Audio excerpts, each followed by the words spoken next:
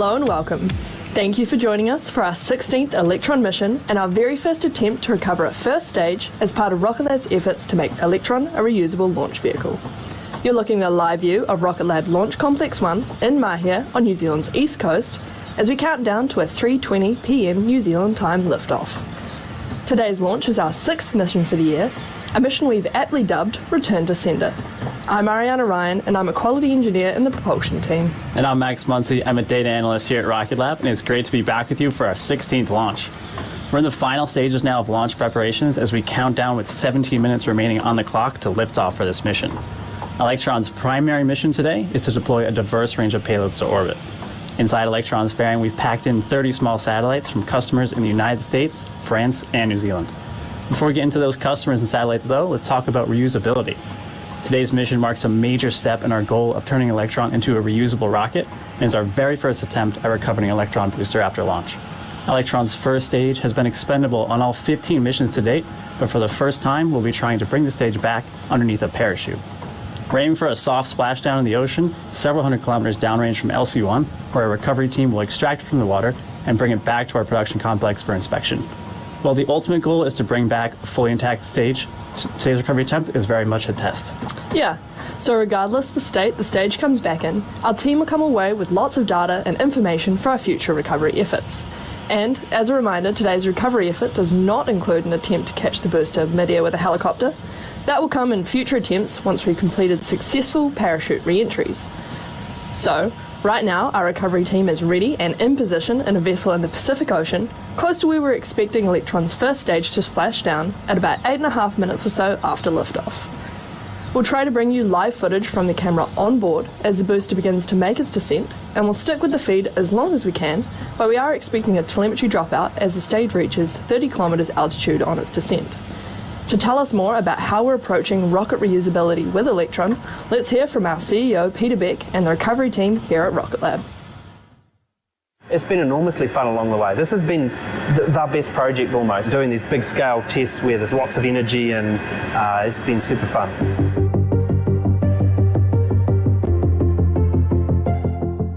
We set out at Rocketlab to try and recover the vehicle, primarily to increase production. And first I didn't think it was feasible to do with a small launch vehicle, because if you look at all the traditional approaches, they're just not going to work. You don't have the fulfillment margins in a small launch vehicle. So we had to look at different approaches. And as we started to pull real data from real flights, it became obvious that there was an approach that could work. It was a little bit unconventional, and we started off down that path. So after separation, it will coast on up to apogee, do a flip, come in engines first, accelerates for a while as it comes in, and then decelerates, getting very hot in the process. Once we're down to about Mach 1.5, we'll activate a mortar, which will deploy a drogue parachute. That will slow it down further, and then when we're down to 2 or 3 kilometers altitude, we'll extract the main parachute, which is a big 18-meter ring sail, and that will slow us down to a fairly modest velocity of about 10 meters per second, where we'll take a splash in the ocean. A lot of it comes down to just the size and mass constraints that we're dealing with. Trying to package a whole load of extra equipment, mortar, extra parachutes, reaction control system, gas bottles for that, and the additional electronics into a volume that's already very tightly filled with the second stage rocket engine and battery compartment. That was probably our biggest challenge. The most important thing that we're trying to achieve here is just to get the stage down to Earth in one piece, or as close to one piece as possible. So we won't be trying to scoop it out of the sky with a helicopter. We have demonstrated that we can do that, so I'm not too worried about that. The real challenge for us here is getting it through the wall, getting it under a parachute, getting it decelerated, and gently touching down into the ocean, where we'll go and pick it up with recovery vessels. Okay, the main parachute on the stage is a ring sail parachute. This was a design that NASA used way back at the dawn of the space age, the same design used for the Mercury and Gemini and Apollo spacecraft. It's much easier to deploy, especially at high speeds, which means we don't need a complicated parachute system to get get it out there. So that's why we've chosen ring sail parachute for now, as opposed to a kind of gliding parachute that we looked at previously. It's kind of like a CSI scene where we really start to peel back the onion and understand exactly what's happened. There's nothing like actually having a flight article that's returned to understand the margin here and the margin there and which bits really worked well and which bits are just roasted up completely. If we get the stage back, we'll have a really good idea of how much work we've got ahead of us. Recovery for our customers is really about making sure that there's more launch opportunities available. If we can recover a stage, we can open up many more launch opportunities and create a much more flexible environment for our customers to pick and choose which flight they want to get on, ultimately try and lower the cost, and just make launch even that more prolific.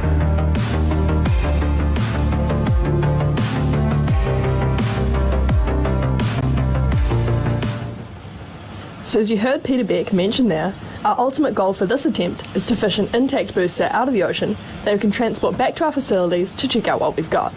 Keep an eye out on our social media channels for updates on what we find at the end of this live broadcast and in the weeks to come.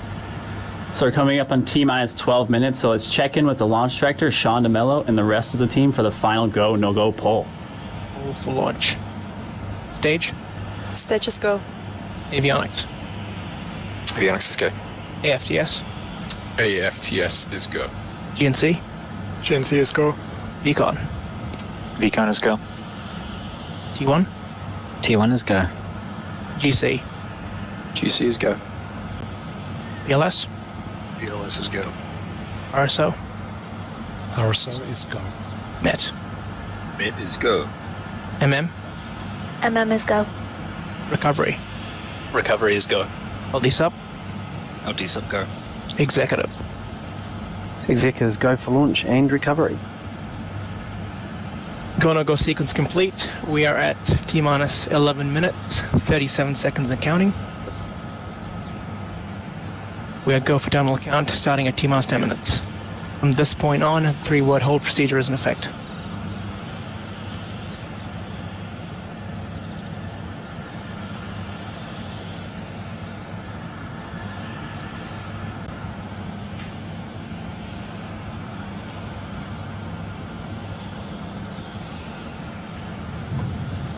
And there you have it. Our operators and launch director have confirmed Electron is primed and ready on the pad at Launch Complex 1. Now to the customers on board this special mission. The satellites for this launch span a range of operations, from tech demonstration through to maritime surveillance, communications, and education, as well as a final special guest hitching a ride to space. Today's mission will launch the APSS-1 satellite from the Auckland Program for Space Systems from the University of Auckland here in New Zealand. This is a particularly special payload because it's New Zealand's first student-built satellite. APSS-1 is designed to measure electrical activity in the upper reaches of the Earth's atmosphere, right at the edge of space, a region known as the ionosphere.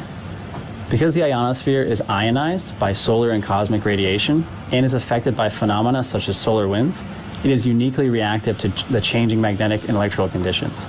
That means it affects radio and GPS signals here on Earth, including television, internet, and telephone communications. But scientists are also curious to what extent and how the ionosphere is affected by geophysical activity here on Earth, including whether the electrical disturbances that occur in the ionosphere might be correlated with earthquakes. More than 26 students have worked on this satellite across several years, so we're very proud to be delivering it to space today. To support innovative student projects like this one, Rocketlab is providing the launch service to the Auckland Program for Space Systems at no cost. Next on the list is the drag racer payload from US company Tricept, which is designed to test new tether technologies that could accelerate spacecraft re-entry and reduce orbital debris at the conclusion of space missions. Tricept's payload includes two 6U smallsats, one with a tether drag device measuring 70 metres long and the other without. Next up, we're welcoming a return customer back on board Electron following the first successful deployment with Rocketlab in August of 2019. French company Unseen Labs. This launch includes two of their satellites to grow their maritime surveillance constellation. Both of these small sats independently and precisely locate and fingerprint radio frequency emitters all around the globe, day or night in any weather conditions, and without requiring any special embarked tracking device. That's right, and 24 of the satellites on board today's mission include the latest quarter-U space-based satellites from Swarm. These Space Bees are designed to provide affordable satellite communication services to IoT devices in remote regions around the world. And finally, fans of the game Half-Life will recognize our very special guest on this mission from Valve co-founder Gabe Newell. I'd like to introduce you to Noam Chomsky. That's right, we are launching a garden gnome to space, or to be more precise, a mass simulator in the shape of a garden gnome. This little guy right here is a replica of the one sitting inside Electron's fairing, which is about to head to space. Manufactured with support from the Weta workshop, this tiny astronaut will finally complete his achievement for real. Because we have a no gnome left behind policy here at Rocketlab, Mr. Chomsky will remain attached to the kick stage and deorbit with it as it falls back to Earth. Not only does this mission serve as a tribute to the innovation and creativity of gamers worldwide, but Gabe Newell is personally donating $1 to the Pediatric Intensive Care Unit at Starship's Children's Hospital for every person who watches the launch with us today. So thank you so much for tuning in. And thank you to all of our customers for choosing to ride on Electron. We couldn't ask for better mission partners, and we're proud to be working with you all.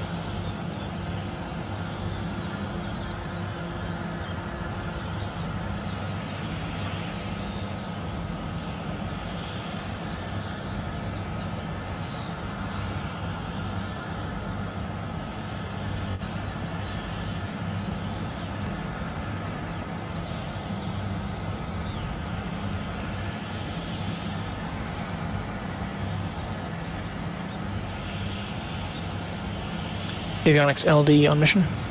LD avionics. Proceed with sequence 51, AFTS enabled for flight. Proceeding with sequence 51.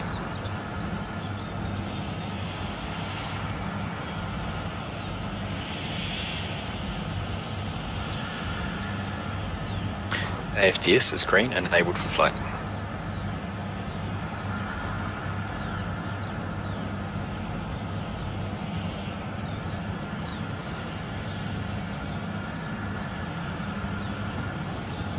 The 18-metre tall Electron is made of 2 stages to get orbit and a 3rd stage for precise deployment of the satellites on board.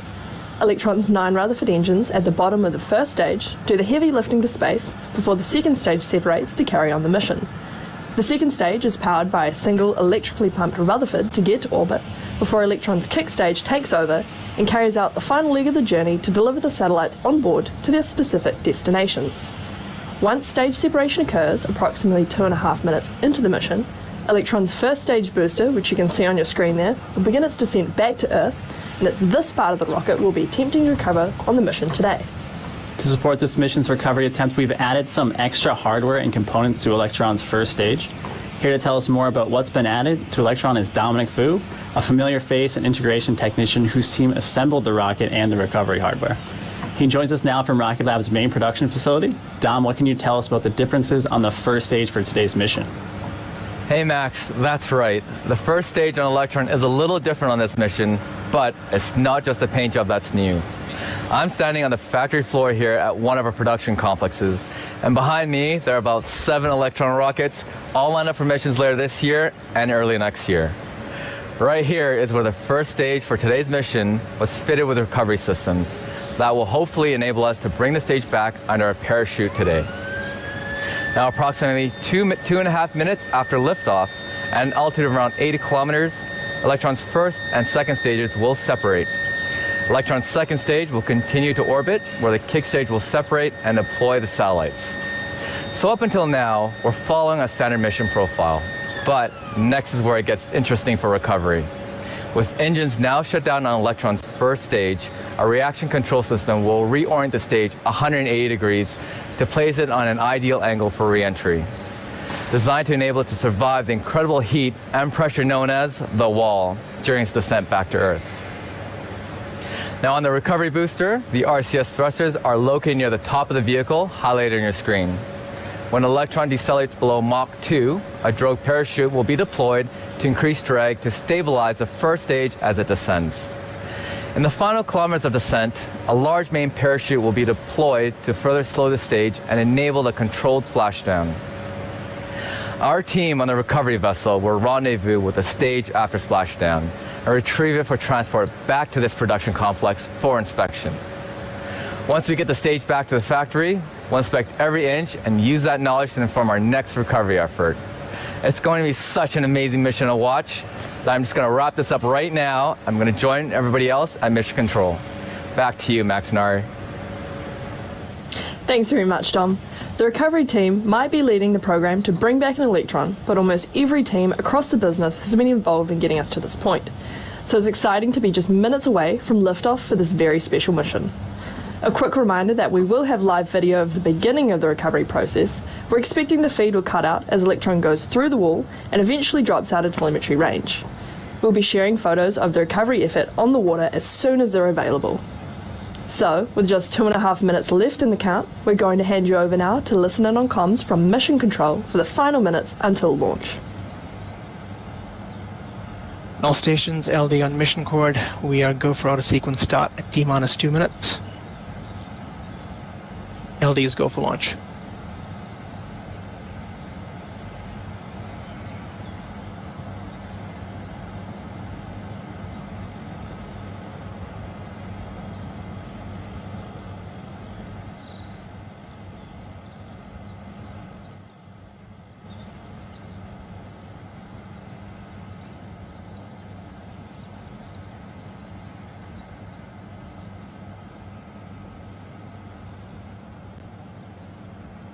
AV bits are on internal power.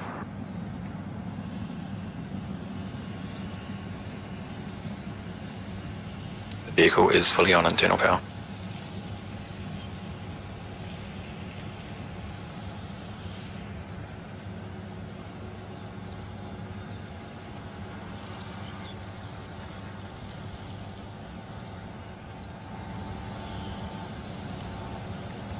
Lux load is complete. System is in recirculation.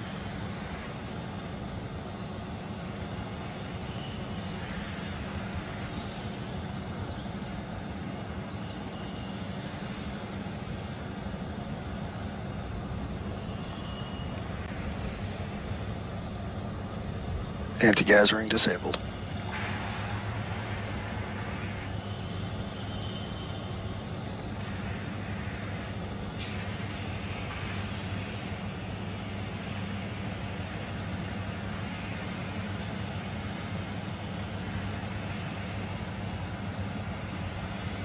Stage 1 and Stage 2 tanks are pressed. High flow engine purge is enabled.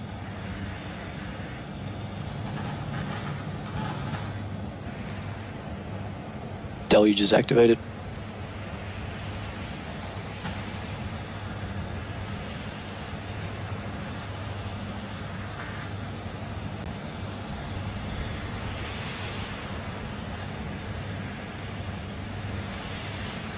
T-minus 20 seconds and counting.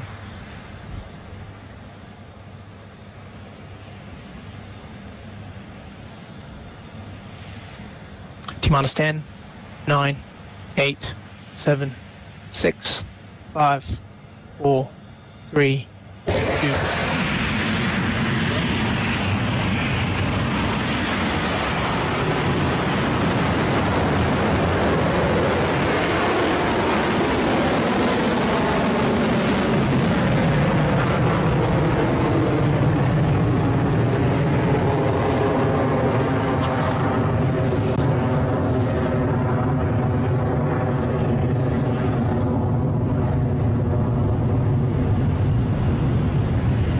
Stage 1 propulsion is nominal.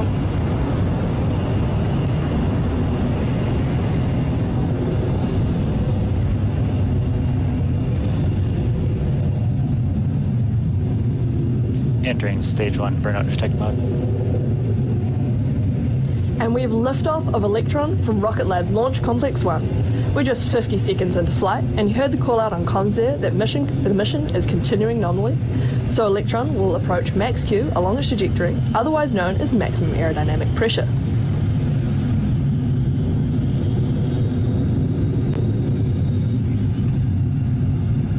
Approaching maximum dynamic pressure. Past maximum dynamic pressure.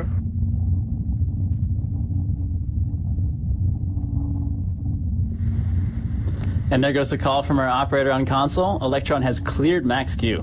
Propulsion is continuing to look good on the path to orbit.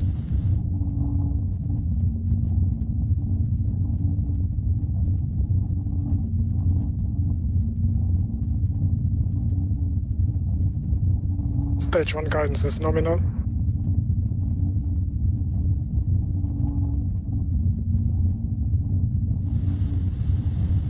Coming up next in the mission timeline is main engine cutoff, also known as MECO, as Electron's Rutherford engines power down so that the first and second stages of the vehicle can separate cleanly.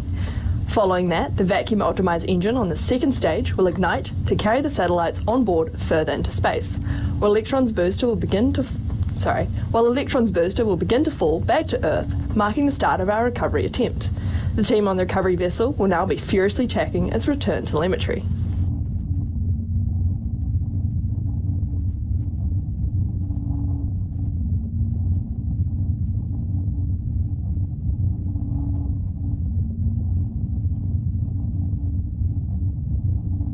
MECO confirmed. Staging.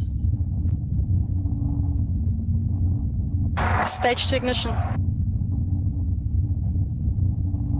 Recovery telemetry nominal. Flight analyst, recovery LD on mission cord, execute sequence 53, stage 1 recovery operations. Computing landing zone. MECO is confirmed, and so too is the startup of the second stage Rutherford engine. With the separation of stage 1 and 2 complete, we'll try and stick with both views as long as we have them. The trajectories are looking good so far while we're awaiting fairing separation.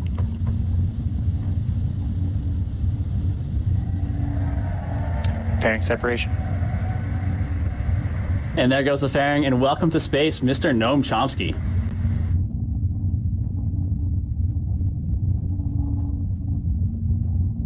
Stage 2 propulsion is nominal.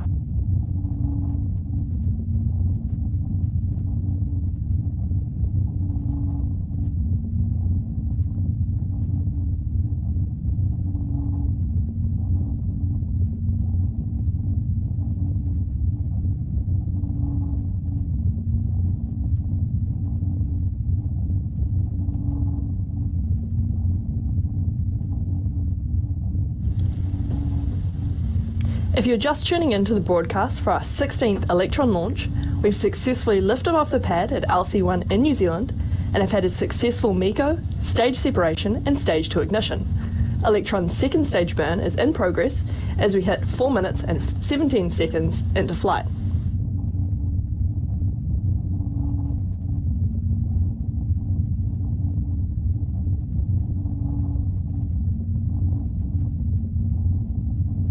HV discharge nominal.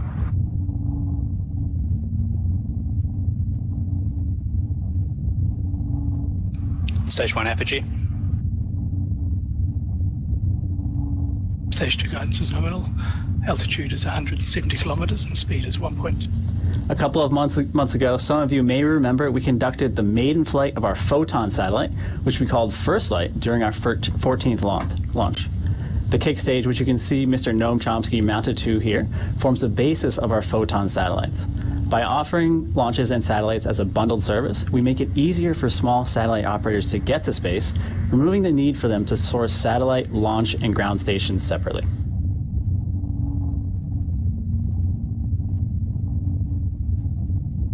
Throttling down.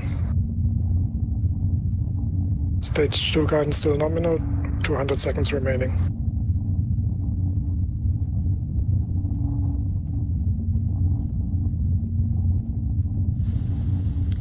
Just a quick update for you all here. Electron's second stage burn continues nominally at a velocity of 14,000 kilometers per hour and an altitude of 190 kilometers. And it looks like we've still got visual of stage reentry as well, and it feels good to be back in space.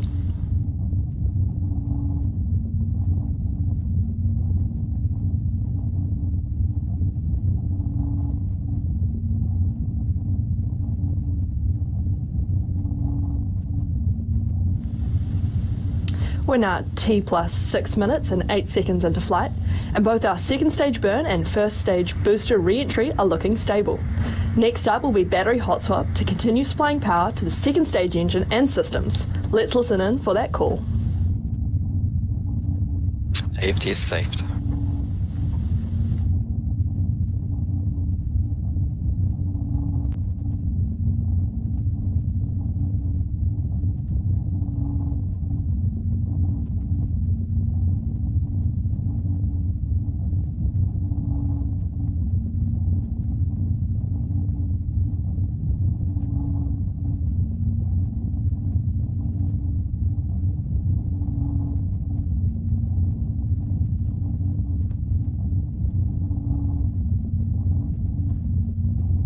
Stage 2 propulsion is nominal. Stage 1 re-entry. We've had battery hot swap confirmation, and we're about a minute and a half away from when we expect Stage 1's drogue-chute to deploy. The ride is going to get a little bumpy on the way back down, with the booster reaching several times the speed of sound on its fall back to Earth.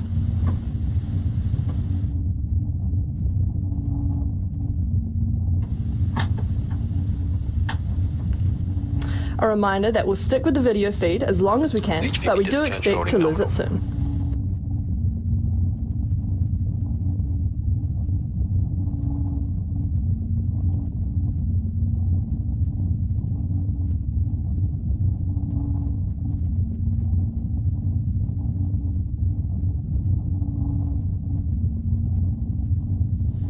And as expected, it looks like we've lost video connection to Electron's booster there. We should expect the first stage's main parachute to deploy at about 8 minutes and 44 seconds into the mission. If we get that confirmation while we're still on the air, we'll be sure to share it with you. Otherwise, check in on our social media channels for further updates when we end the broadcast. Now let's listen in for the call while we wait for Stage 2 separation. Guidance is in terminal, 20 seconds remaining.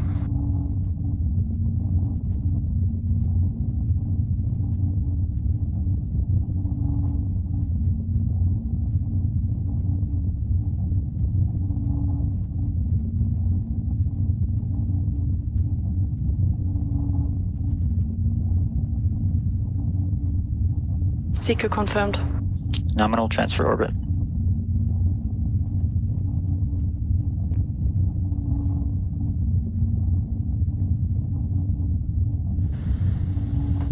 And as you just heard from the team in Mission Control, the engine on Electron's second stage has shut down and the kick stage has separated.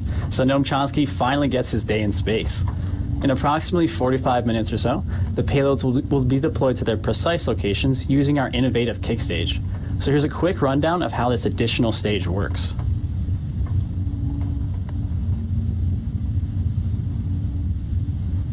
Electron's second stage takes us to an elliptical orbit where the kick stage then separates.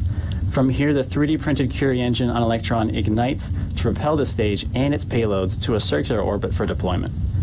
Using a cold gas reaction control system, or RCS, the kick stage accurately points itself to deploy each satellite to a precise and individual orbit, even on rideshare missions with multiple satellites like this one. Once the satellites are deployed, the Curie engine reignites, propelling the kick stage to a lower orbit where it will be dragged into the Earth's atmosphere faster, leaving behind no space junk in orbit.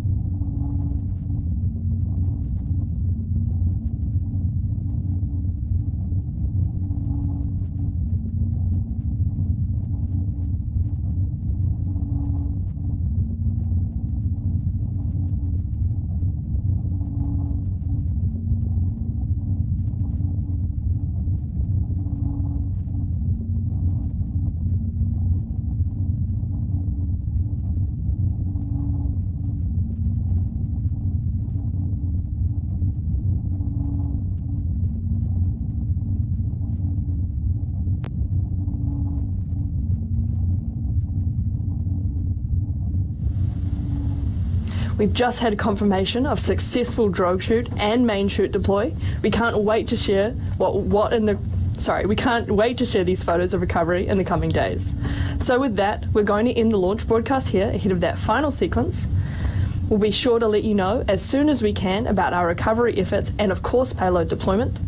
Thank you once again to our customers for choosing to launch on Electron, and thank you to each and every one of you for tuning in to watch this very special mission.